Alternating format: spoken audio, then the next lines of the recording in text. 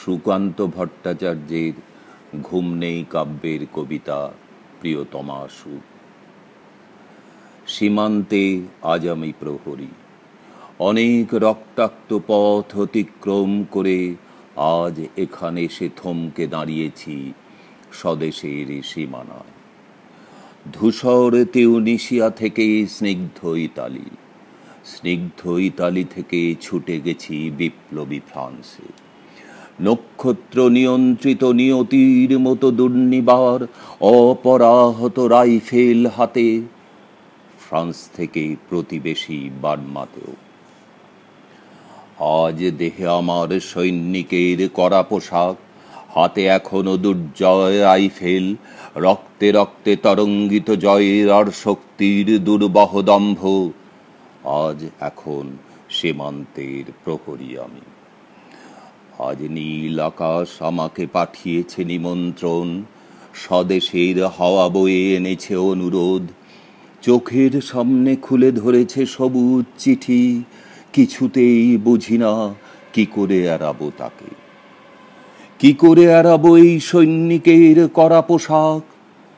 যুদ্ধ শেষ, মাঠে মাঠে প্রসারিত শান্তি, চোখে এসে লাগছে তারই শীতল হাওয়া।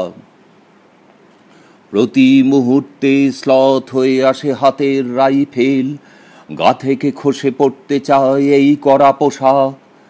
রাত্রে চাঁদ ওঠে, আমার চোখে ঘুম নেই।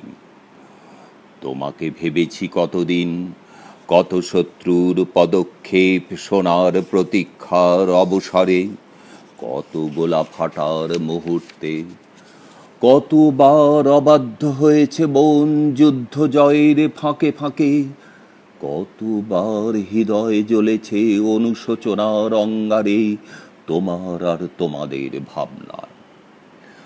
তোমাকে ফেলে এসেছি দারিদ্র্যের মধ্যে, ছুঁড়ে দিয়েছি দুর্ভিক্ষের আগুনে, ঝড়ে আর বন্যায়, মারি আর মরকের দুঃসহ আঘাতে বারবার বিপন্ন হয়েছে তোমাদের অস্তিত্ব।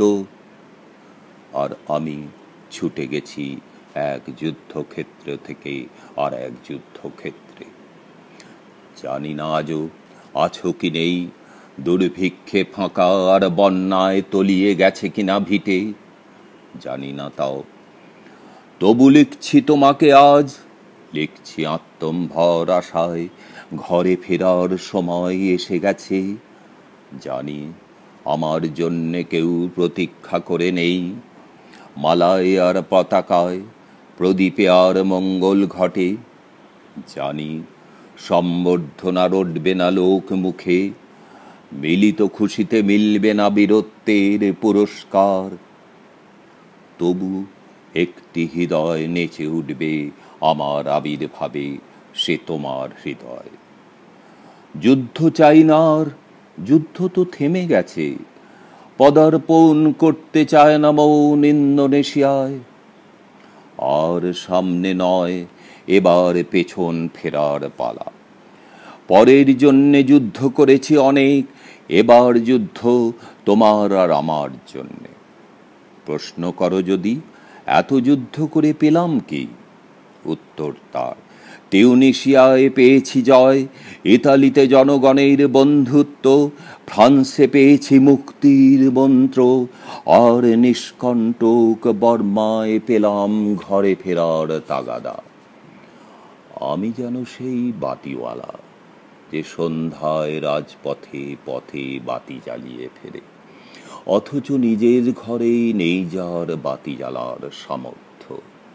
নিজের ঘরেই জমে থাকে দুঃসহ অন্ধকার।